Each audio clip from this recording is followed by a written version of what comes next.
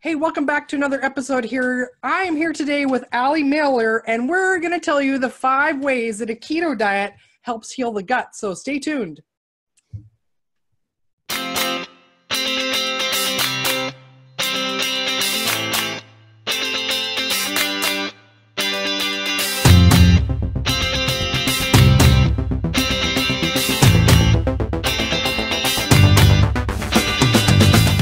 Everybody, thanks for watching, coming back for another episode of Keto Chat. I am your host, Carole Freeman, and oh my gosh, I am excited today to have Allie Miller. I've been dying to have her on, and so let me just tell you a little bit about Allie.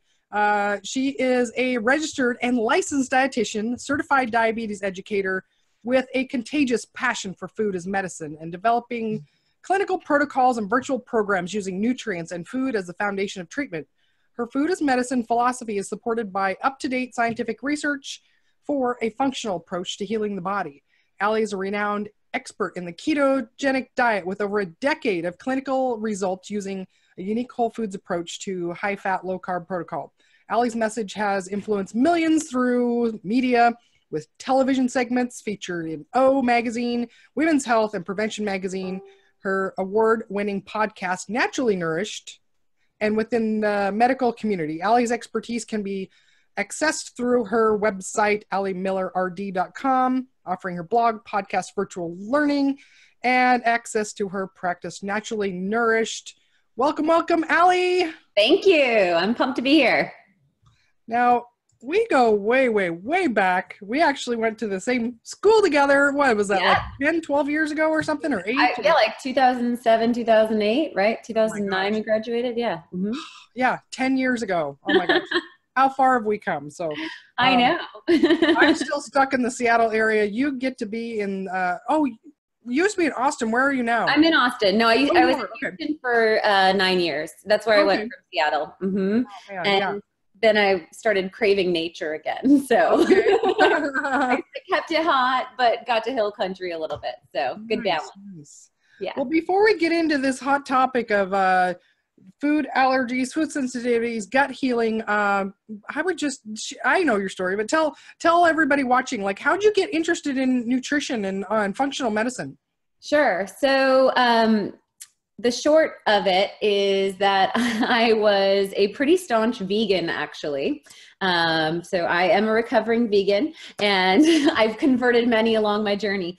But I went to Bastyr University because it was kind of second career process. I was passionate about sustainable food culture. I was involved in my local co-op. I was at the University of Iowa at the time, Hawkeyes, and was working at my co-op, was doing organic farming, and was convinced that the vegan diet was the end-all be-all to heal.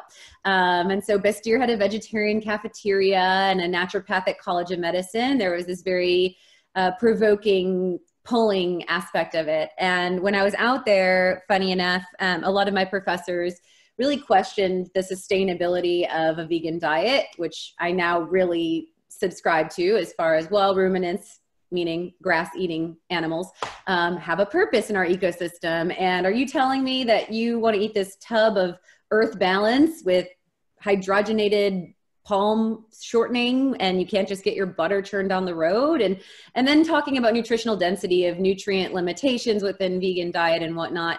And I personally actually started dealing with a pretty severe emotional mental health crisis paired with autoimmune disease in 2008.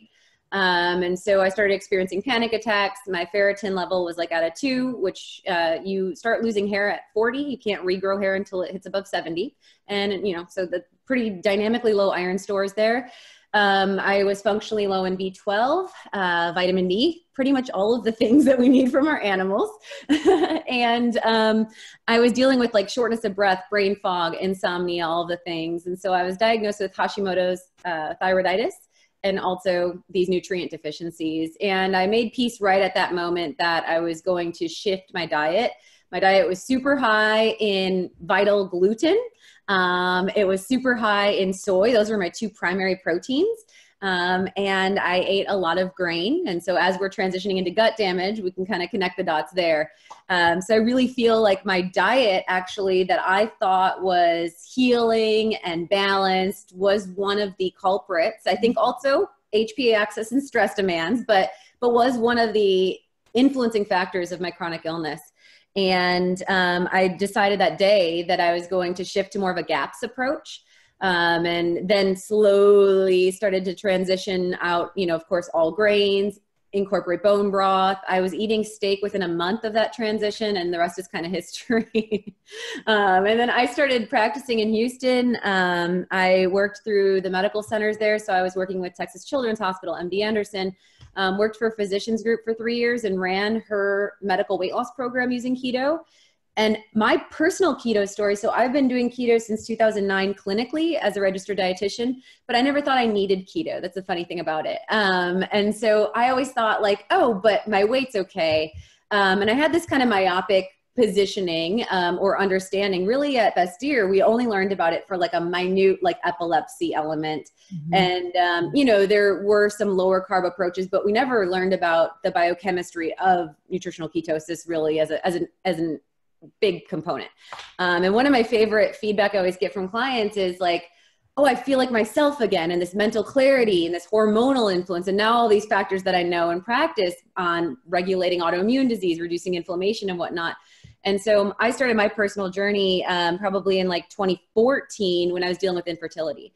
And then that's transitioned my whole scope of practice of how this could be used as a tool. When I wrote the anti-anxiety diet last fall, I use the ketogenic diet as a foundation of a mood stabilizing and hormetic impact on the body, which regulates our stress and mood stability.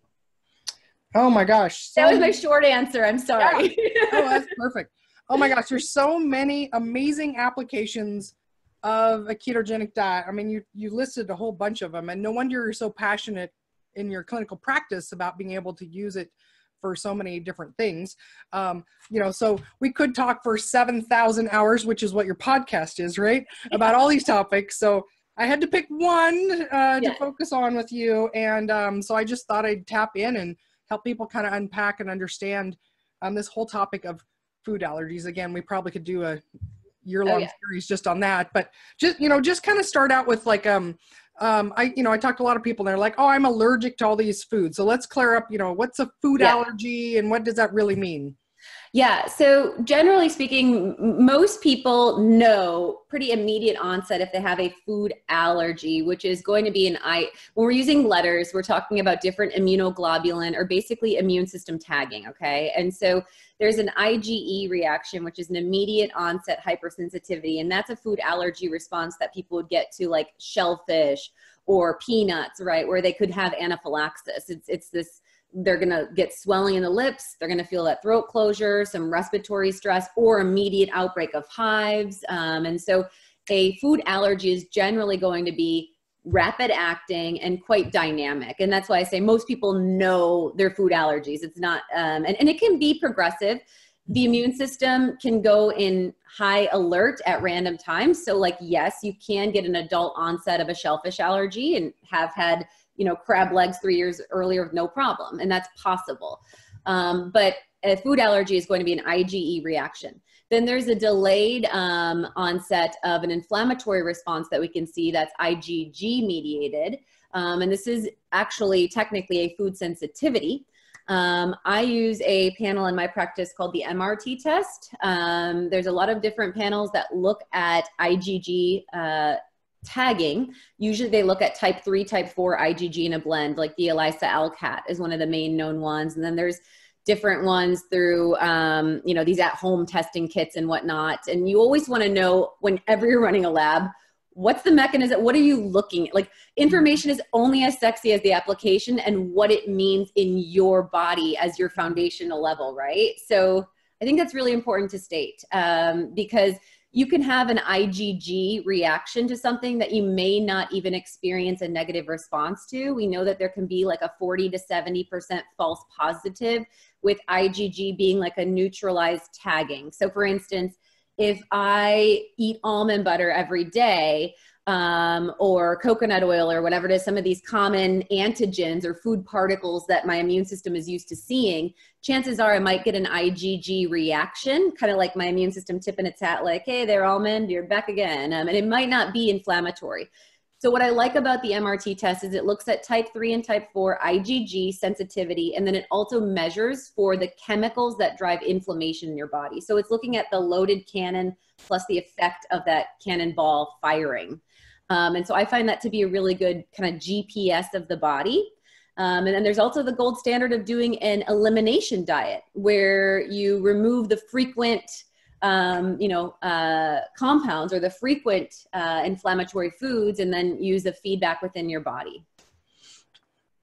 Okay. I was listening so intently. I'm like, where is the question I had? Yeah, allergy, sensitivity, totally different things. And, sensitivities can have similar reactions, but usually not going to be as immediate light switch effect.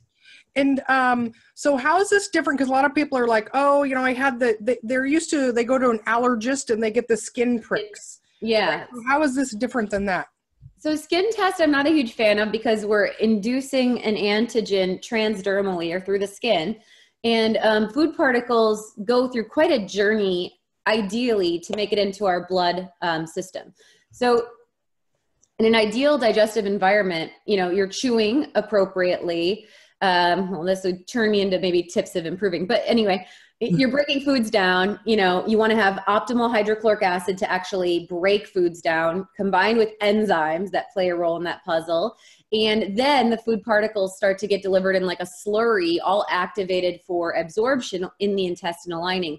And that's the first time actually you start absorption is in the small intestine. All of that upper stuff is just digestion or breakdown, mechanical impact, and chemical enzyme. But, when we're talking about the skin tests, I'm not a huge fan, especially in the pediatric population, because a lot of studies show that can create more allergies later in life because we're inducing these particles that don't belong in the blood. And the immune system's like, what? And we still don't really understand what's the byproduct after it goes through the churning tank of our perfect chemical equation of enzymes and hydrochloric acid. What is that particle? It's definitely very different than the full food particle that's being used in the skin test. So you can have a varied reaction. It can actually provoke more reactivity. And that is looking more at an IgE reaction. I mean, they're looking at a reaction that's a pretty immediate onset. Yes. All right. Yeah, because a lot of people are like, oh, I already had that test. I'm not allergic to that. But right. And they'll only show like elevations for like grasses and mold and things like that. Again, because they don't belong in the bloodstream. Okay. What are some common, so people with undiagnosed food sensitivities, like what are maybe some of the signs and symptoms that people can look out for if they don't really know that they have? Yeah. So, I mean, truly a stall in your weight loss could be some feedback. I mean, if the I always have people look at this in the sense of inflammation. And so if you think of inflammation in the process of like an inflammatory process is going to drive swelling. It's going to drive limited function in that area of the body. It's going to drive tenderness or painfulness or irritation. And so if you think of inflammation and that fluid retention and all of that creates this halt in your body's feedback that it's not safe to lose weight. So if you were to hit your elbow on the table, you're going to get swelling in that area, and that's going to interfere with the bending of the elbow and all the things. And so if you're eating foods that are chronically inflaming you kind of have this like protective swell that doesn't allow your body to go into an optimized catabolism or breakdown. So fluid retention can be one feedback. Weight gain or stubborn weight loss could be one symptom. Another one could be like actual irritation digestively. So either a swollen abdomen, you can get bloating or distension, or you could be dealing with like painful cramping and discomfort. We could also see bowel irregularity on either ends of the spectrum with rapid osmotic dumping in the stool, where the immune system is like, we don't like this, let's wash it out essentially, and you get a pretty rapid immediate output. Or the other end where the immune system's like, we don't like this, and it slows down the peristalsis and you deal with constipation. So bowel irregularity can be feedback as well. And then I like to also look at, I think I said, pain, swelling, weight gain. Dermatological would be the last one I'd probably call out. And a lot of people actually notice cognitive impact. And that's why in the anti-anxiety diet, I pull out the 5 top inflammatory foods, because we know if inflammation is cycling in our bloodstream, that our neurotransmitters are less effective as well. So it could even create brain fog, difficulty concentrating, depression, and anxiety. So a lot. Yeah, awesome. All right, so why are we allergic to so many foods? Why in the, especially, United States, developed countries, why are food allergies so common? Why are food sensitivities so common? Yeah. So 3 things I would call out. One would be the influence on our microbiome. So our gut our gut bacteria play a role in also the food we eat gets eaten by our gut bugs. So if you're coming from a sterilized or dysbiotic, meaning imbalanced gut of bacteria balance, and you have overgrowth of yeast or some form of a pathogen, that's going to hinder your digestion, which means more irritating particles, more sensitivity to the particles. So that could be a factor. And I mean, the overprescribing of antibiotics that we see is a huge factor. We also know that some people are on chronic dose antibiotics for acne or different dermatological concerns. We know that there's a lot of antibacterial products out there now, like our hand soaps and in children's toys and so much. So there's just this sterility. And then if your birth story, if you were born cesarean versus vaginal. So sterility and lack of healthy gut population is one reason. Another reason would be lacking that hydrochloric acid and digestive enzyme. So people are chronically taking Tums or these proton pump inhibitors. So there's both the chewable buffers, like calcium carbonates and such. And then there's also Nexium, Protonix, all of these PPIs that people have been on for 15 plus years to regulate their heartburn. And that suppresses our body's ability to appropriately break, again, down food particles. So larger food particles means more irritation to the gut, which means more likelihood of sensitivity. And then the last one would be our actual food system. And so I think that's equally as important of these 3 reasons. And, we see in the States, for instance, people that can consume foods when they travel to old world Europe or whatnot, but can't consume here. Like some people will say, oh, I know I can indulge in bread, or I know I can indulge in whatnot there, but when I eat it here, I get 5 months pregnant in a moment. That could be because of the hybridization of the crops here. We really grow in a large monocrop, and so we have less nutrient density. In gluten in particular, higher amounts of gliadin, which is more inflammatory. And we know gluten and soy being primary inflammatory compounds in the diet. Now over 90% of both of those are GMO. So a lot of factors of how we're manipulating the food particle itself to make it more inflammatory, I feel, as well. And the connection with Europe that I think is really funny is not only is it maybe like a einkorn heirloom wheat that they're using, and it's sourdough, it's fermented, but maybe when you're traveling to Europe, you're less stressed, so you're making more enzymes and you're like relaxed, because when we're in fight or flight mode, we only make about 1/4 of the amount of digestive juices. So that suppresses us right there too. Oh, so very interesting. Oh my gosh, the fight or flight, that you only make 1/3 of the digestive enzymes on your first one. 1/4, okay. Yeah. So much stuff I'm learning here. So I swear it all comes back to stress. I'm like, well, that's why I wrote the book. It does. Like everything goes back to it. So will you talk next about leaky gut? That's a phrase that gets tossed around, and I think even a lot of people that use it don't even know what it means. I totally agree. I think it's stood the test of time. At least the last 5 years it's been out, but it was definitely like the cool kid on the block for a while. Everyone has it. But yeah, so this idea of leaky gut, you could take all of those 3 reasons I just gave as contributing factors, because as I mentioned with all of them, that means that there's more abrasive particles hitting our intestines, right? So when there's larger than optimal and more abrasive particles, if you think of the intestinal lining as the first place of absorption, that's tender tissue that has this really delicate microvilli, it's called. It's these like finger-like projections which scoop food particles down the intestines. And if there are large particles, it creates like these wedges and abrasion, and then structurally can distress and essentially break through. And that could be a driving force of leaky gut in itself.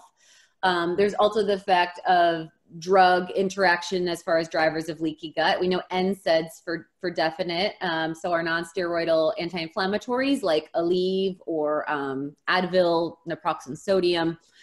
These, and if you read on the back in the precautions, it'll say that it can cause GI bleeding and distress. So those are very damaging to the gut lining. And some people are on, Celebrex daily, as an anti-inflammatory. So that's something to really be aware of. Birth control can play a role on gut integrity, both based on influence of the microbiome and also on an inflammatory level. And then we also can see leaky gut from stress alone. Again, always have to end there. We've actually seen in research studies, there's a compound called LPS. It stands for lipopolysaccharide. And this is increased with social anxiety. It's increased with stress-provoking activities are things that have been studied, and you can measure it in the saliva and in the blood. And LPS, the understood mechanism is that it drills holes in our gut, and it's supposed to be released by the immune system in response to bacteria imbalance in the gut. So the idea is, like, if you had a pathogen, a disease-causing bacteria in your biome, in your microbiome, and the immune system couldn't get rid of it, that LPS elevation is going to leak that into the bloodstream, so then the whole immune system can deal with it differently than just keeping it segregated to the gut alone. So it's pretty wild that just mental stress, though, not just that biome stuff, mental stress alone drives up a compound that drills holes in your gut. And so we can see that as well. And we see that on a nutritional level with low glutamine and people dealing with like muscle soreness and things like that. And that can pair hand in hand with autoimmune disease, which we tend to tie autoimmune disease with stress as well. Oh my gosh. Oh, so much good stuff. Well, let's get into the, some top 5 ways that properly formulated a ketogenic diet can help heal our gut and help us with having optimal gut health. Yeah. So, one of the first things to consider when you're keto, well, I think maybe starting with one of the misunderstood thing is, if you don't have if you've had a gallbladder removal, that you can't do keto, because the gallbladder plays an essential role in the digestive process. And people have been told potentially by their doctor, you just have to eat a low fat diet. And, you don't have that storage tank of bile. You're just not going to be able to do it. So supporting our bile flow is very important regardless of our state of gallbladder, and supporting bile can be done by eating bitter foods. When you think of like biting on a lemon rind, you create this like pooling of saliva in the jowl. And that's going to be kind of like the liver is going to spurt out bile in response to that. We think of like leafy greens that are more bitter end, like endive. We think of things like dandelion greens as bile stimulators. And then there's, of course, herbs and such. But driving bile flow is a really important part of digestive process, regardless of if you have or do not have a gallbladder, because bile emulsifies. So it gathers compounds to make a healthy bowel formation. It plays a role in detox, and it's going to play a role in regulating also that stomach pH. So driving bile flow is important. And if you don't have a gallbladder, I highly recommend just taking a digestive enzyme that has bile in it, as what usually it's ox bile, and lipase, because then you're just getting both the enzyme to break down lipids or fats and the bile, and you're just no worries, and you won't have as much distress on a GI level. So optimized liver function is actually the first place I would start. And then I would go to the enzyme world of things. So if you're dealing with cramping or distension when you're eating, participating in a hydrochloric acid challenge might be helpful, where you take like apple cider vinegar as a shooter. That's going to stimulate that stomach acid, which will help to activate the enzymes you have. And then if you're under chronic stress, like I mentioned, you probably then need supplemental enzymes, or you might want to time your intermittent fasting around times that are mellow to break your fast. Don't break your fast when you're driving carpool lane. That's not going to be a good time because you're probably in a high stress, low enzyme level. So considering use of digestive enzyme would be my second thing. The third thing would be inoculating the gut with good bugs. So eating like sauerkraut, pickles, things that have live active, to get the good bugs to break down the particles so they're less inflammatory.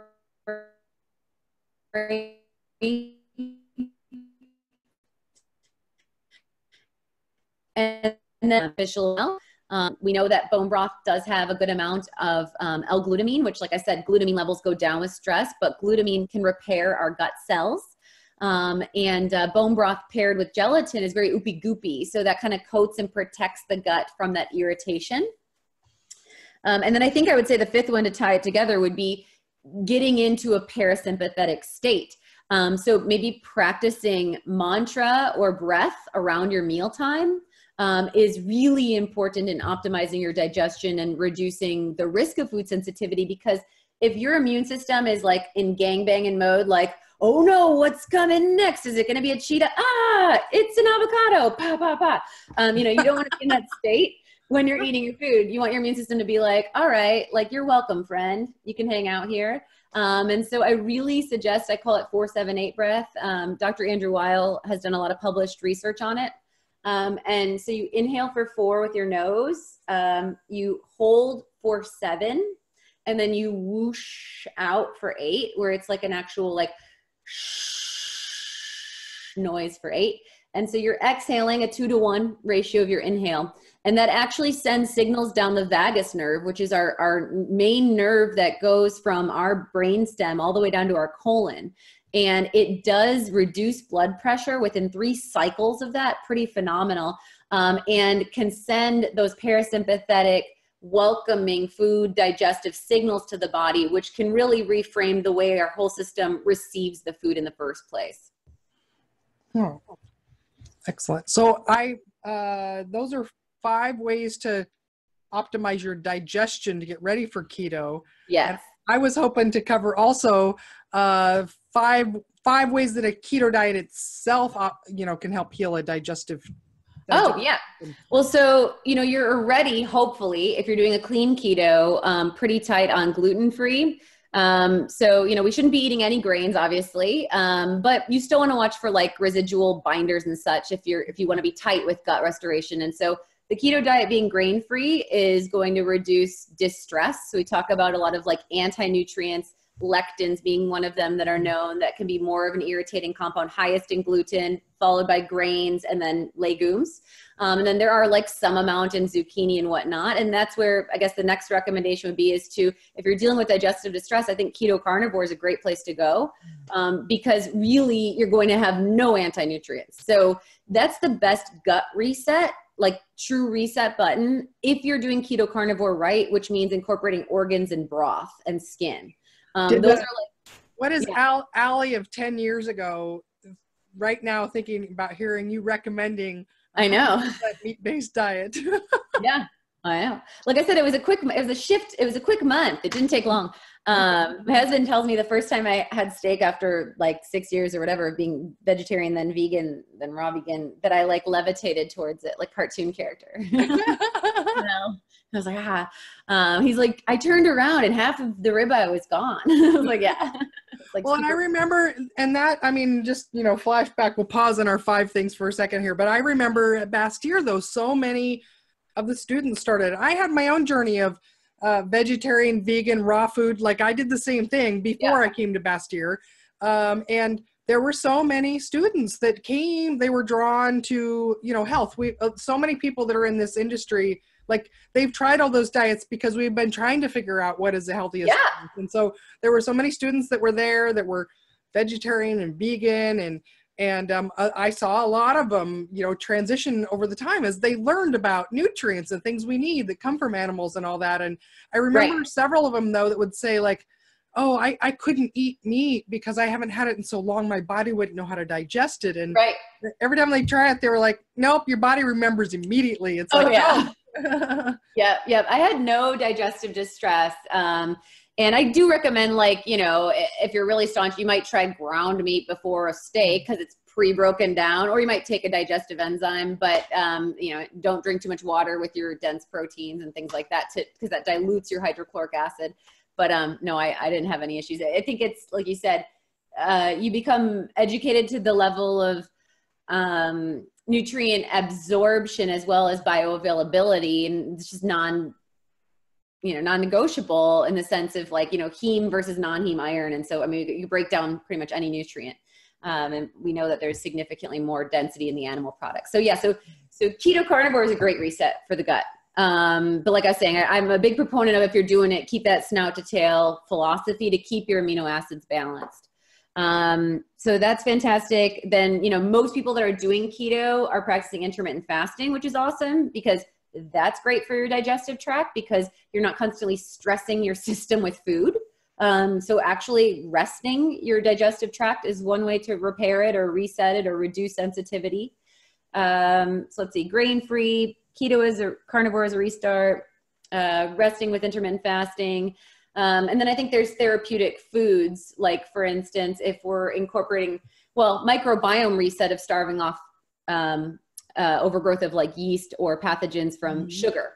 Yeah. You know, a lot of bacteria overgrowth thrives in a high carbohydrate or high glucose environment. And so just that concept, I mean, that's the whole background of the specific carbohydrate diet, is to starve off the bacteria imbalance in the body. So you're getting that, bar none, by just abiding by even a generalized keto macro approach, starving that off. And then I think there are, depending on how you keto. So a lot of people tend to drink bone broth, which would be therapeutic for the gut health. A lot of people tend to use coconut oil more on higher levels, which is high in caprylic acid, which has natural antifungal and antibacterial properties.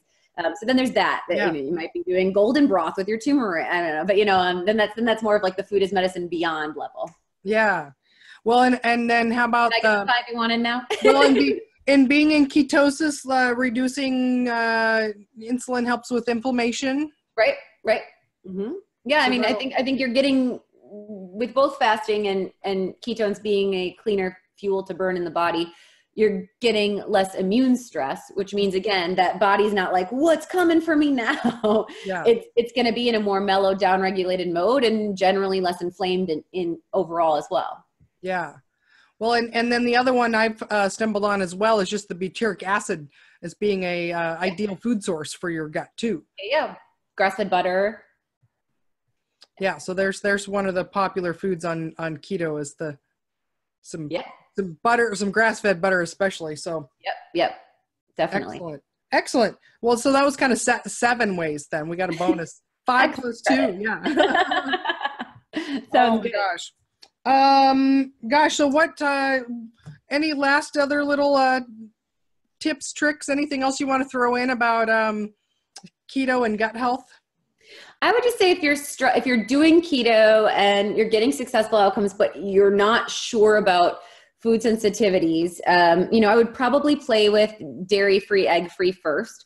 Those are commonly consumed keto foods that are irritants. And so you could pull them both out. You could also do a 4 to 6 week run of either or. And again, it's going to kind of depend on what feedback if you're dealing with dermatological feedback, you should see that within a probably 2 to 4 week window easy. Mm-hmm. If it's a slow burn inflammation element of weight gain and stall, you might want to commit to at least 6 weeks of each to really see that metabolic change.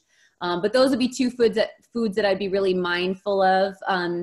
And then just be aware of a lot of the products out there that are now adding more. Like I said, you know, there's now bars that are using corn fibers and such. And it's like, I don't think that with anything, we try to outdo nature time and time again. And it sometimes is just a lot more simplistic than that. We don't have to create these things. And so I would say watching out and cleaning up your diet from products, and included with that would be non-caloric sweeteners, because non-caloric sweeteners can create a lot of gastric distress and can cause inflammation and alter the microbiome. So, you know, at least a 6 week reset of channeling savory, not only will that maybe help you to really permanently break up a sugar emotionally, mentally, because there's been this void replacement, but that can also have really favorable digestive outcomes. Oh yeah, people get hung up on like, well, if I can't eat eggs, what's left to eat? Or if I can't eat, like somehow they get in their mind that like keto, like somehow there's one food that's stuck in their mind that like, well, that's what a keto diet is, like bacon or red meat or eggs or any of those things. There's so many other foods that people can eat, but they get stuck on like, well, if I can't have eggs, what do I have for breakfast? Totally. And I'm like, well, you can have a fat-fueled any kind of beverage or not have breakfast, or you can do a pork sausage patty with sauteed greens and garlic, or you could do lox, or you can, there's so many things, but yeah, we get ribeye. Yeah, totally. Right. Totally savory, you know, leftovers from the night before. Yeah. Oh, excellent. Yeah. Any other last tips or tricks or? I think those are the big things. Like I said, dairy, eggs, and non-caloric sweeteners if you haven't done the other things. And then, you know, if you're still struggling, I would say the next thing to consider is like look at an actual probiotic challenge. You can Google Ali Miller RD probiotic challenge, and I have an actual 12-day protocol where you can take live active culture to get a litmus of where your biome is at. And then I would say digestive enzymes are the next best, like return on your investment. You can get a really good quality enzyme, $30 for a month plus, and see if that makes an impact. Because that can be a lot easier sometimes and be enough to quell the flames. Yeah. Well, excellent. I've got one closing question for you. It's your final day on this wondrous planet that we live on. The meteor's coming today. It's wiping us all out. What's going to be your final meal? Oh, it's just gonna be so boring, but it would be a ribeye, and it would be Brussels that are like crisply burnt with bacon and a glass of red wine, because maybe two. I don't know. Oh my God, that sounds amazing. Can I come over and watch the fireball in the sky with you? So sounds good. We won't even let it bother us. Yeah. Oh, Ali, thank you so much for being here, sharing just a tiny little iceberg of all the knowledge that you've got.